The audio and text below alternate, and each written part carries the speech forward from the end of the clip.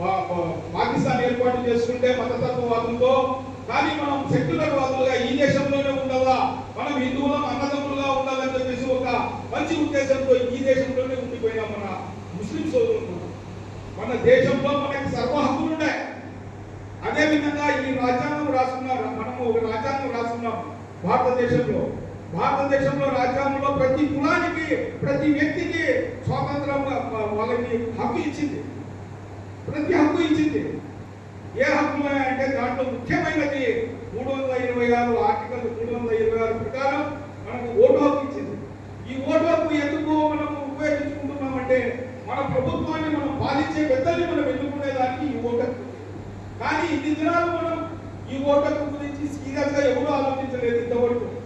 ఎందుకు ఆలోచిస్తున్నామంటే 2014లో ఈ భారతదేశంలో వచ్చిన మతోన్మాదులు శక్తులు ప్రధానులుగా అదేవిధంగా భారతదేశాన్ని పాలించే వ్యక్తులుగా ఈ రాజ్యంలో వచ్చేసి వాళ్ళకి ఏం లేదు, ఈ దేశంలో హిందూ ముస్లిం అనేది ఒక పెట్టేస్తే వారికి రాజ్యంలో ఉండవచ్చు, వాళ్ళు అదేవిధంగా వాళ్ళు ఇది ఇంకా ఒక 50-60 ఏళ్ళు పాలించవచ్చు అని చెప్పేసి వాళ్ళు నిర్ణయించుకొని ఫస్ట్ గా మందిర్ మస్జిద్ అని ఏర్పాటు చేశారు. మందిర్ మస్జిద్ అని ముస్లింస్ నుంచి హిందువులకి డిబేట్ చేశారు. మందిర్ వచ్చింది, మస్జిద్ వెళ్ళిపోయింది. నెక్స్ట్ ఇప్పుడు మస్జిద్ ప్రోగ్రామ్ లేదు, మస్జిద్ ప్రాబ్లం లేదు. ఇప్పుడు హిందూ ముస్లిం అని పెట్టారు. ప్రతి మీటింగ్లోనూ బీజేపీ వాళ్ళు కానివ్వండి, ఆర్ఎస్ఎస్ వాళ్ళు కానివ్వండి, విశ్వ హిందూ పరిషత్ వాళ్ళు కానివ్వండి ఒకటే మాట్లాడతారు, హిందూ ముస్లిం అంటారు.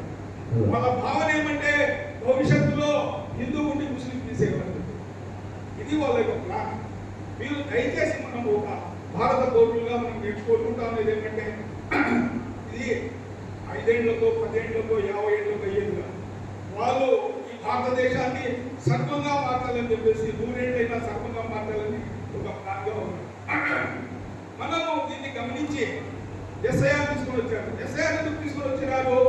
ఇప్పుడు సిఐఏ ఎన్ఆర్సీ పెట్టారు. ఎన్ఆర్సీ కేవలం అస్సాం కోసం పెట్టారు. సిఐఏ వచ్చేసి సిటిజన్